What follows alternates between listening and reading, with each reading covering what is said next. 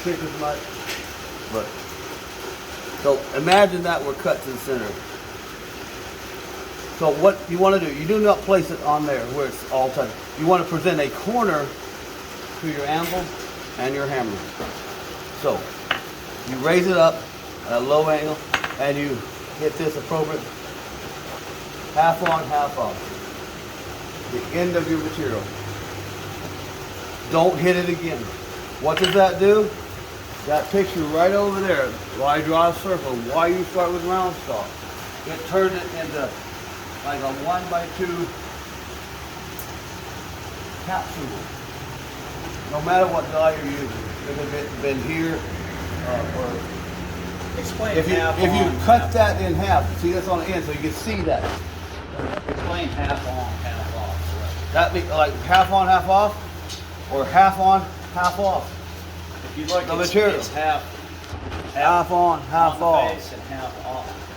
The end of the material. That's why I say you present a corner to your hammer. So I see right now that corner has turned into a facet that is, I don't want to hit that again. All it will do is cool it off. That the first one put more energy than it had before it was struck into it. It gives it more energy, friction. Now I turn it, don't hit twice, and present the corner, same angle, and half on, half off. Then I turn it and I up the angle, and I change the angle here, and I half on the end of the material. Present, don't go there, go there. And if you notice, it bulges here. It actually bulges, but if you hit it twice, you're gonna see it bulges.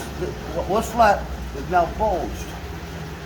And that's why I encourage use copper, aluminum. You can see that. You can see it with steel. You gotta look real quick. You have to learn how to look real quick. Yeah, you pick it up when it's hot. No. I'm serious about well, you know what happens with every blow. You want to know that. Don't just hit metal. But so I change the angle. So instead of here, I up it, and then I change this angle.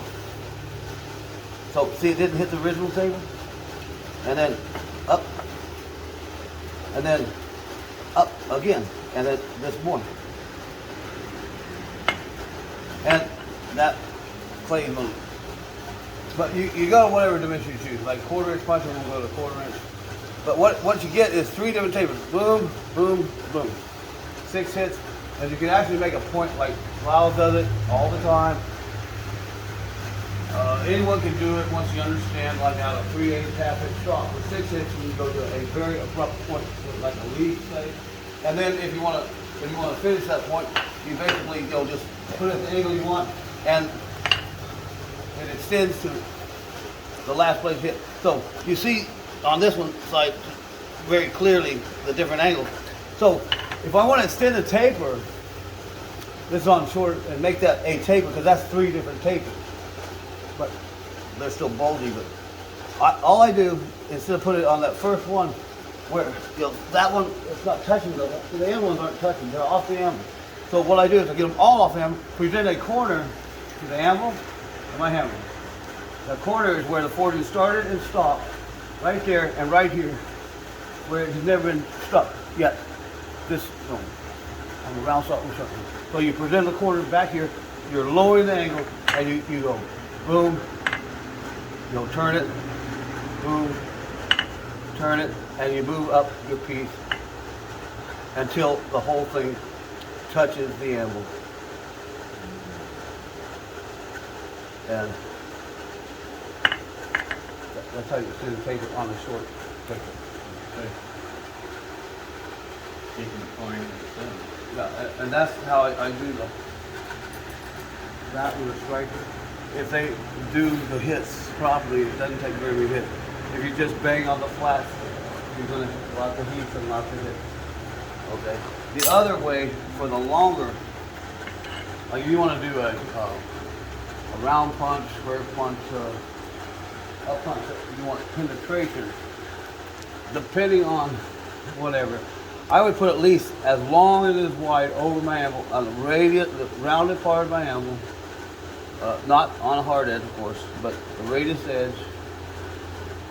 As long as it is wide. yeah, as long as it's wide. See, this is a little over an inch wide, so that's long. Like if it was square stock, I would say a cube. That would be as long as it's wide. Like when I do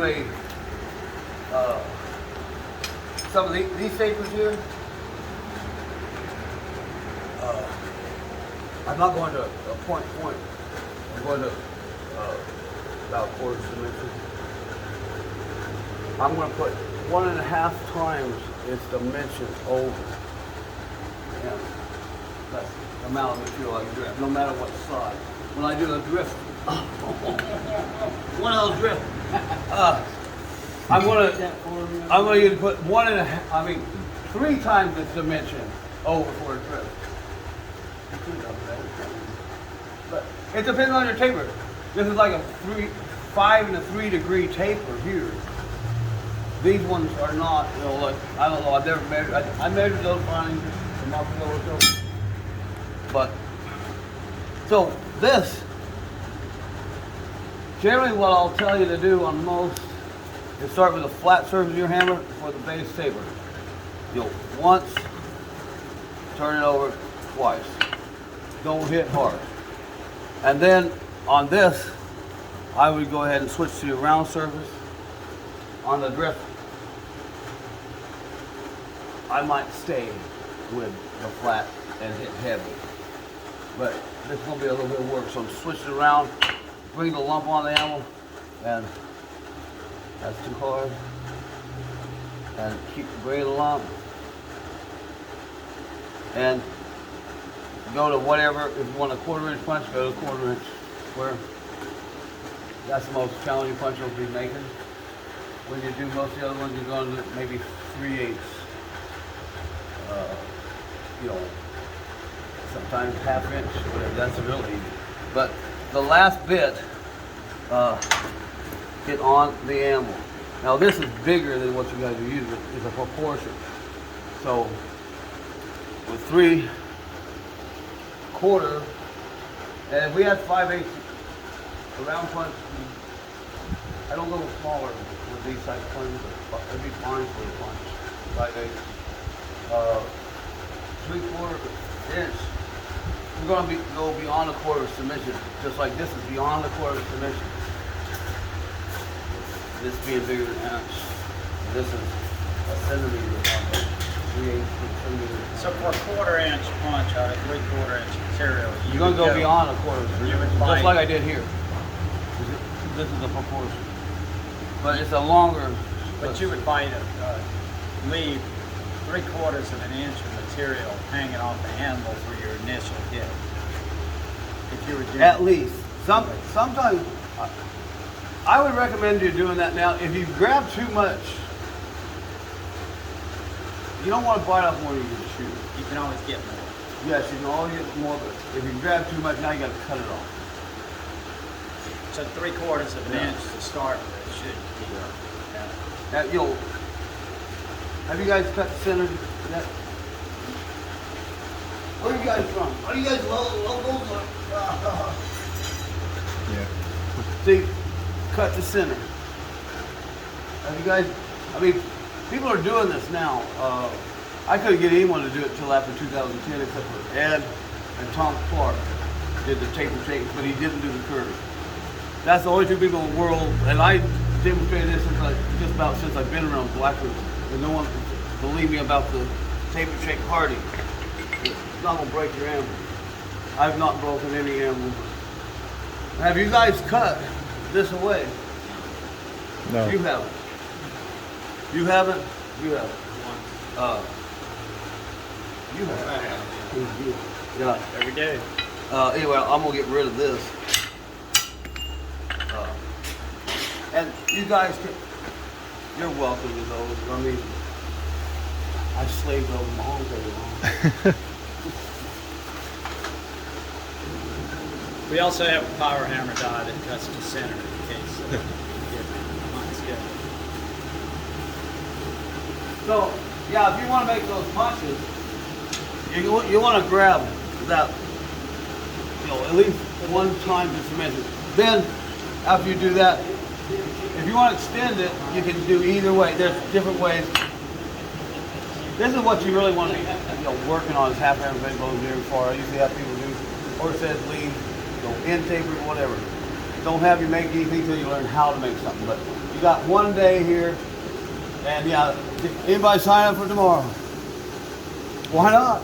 How far did you come? I just assumed it would be the same thing both days, honestly. Yeah. I would have. The same thing. I'm not the normal business. I've got all kinds of stuff up my. So I can either extend it this way. Also take. Once I get to the dimension, all I'm going to do is change the form and extend this degree of taper.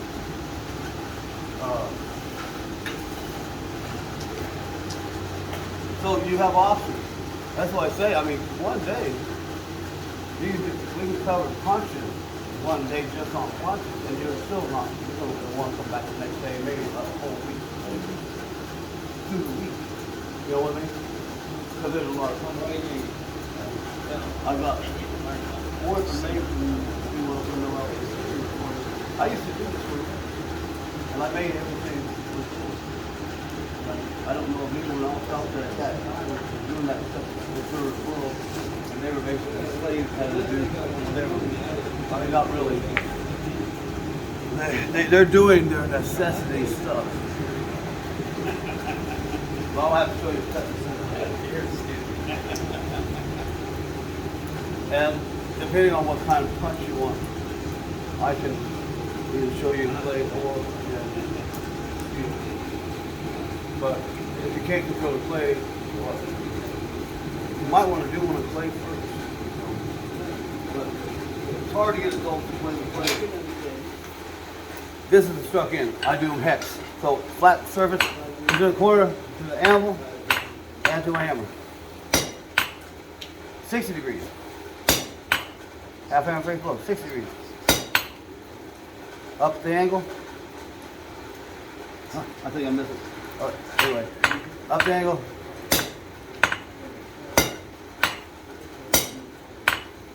Yeah. Okay, now I lower it, extend the taper. I might hit twice on that, I'll just run it.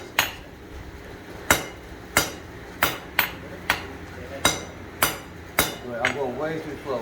But yeah, that messed up my deal. If you mess up your hex, just, lightly go around. Then you can hot rasp or grind, whatever, or just leave it there. Then we want to cut it.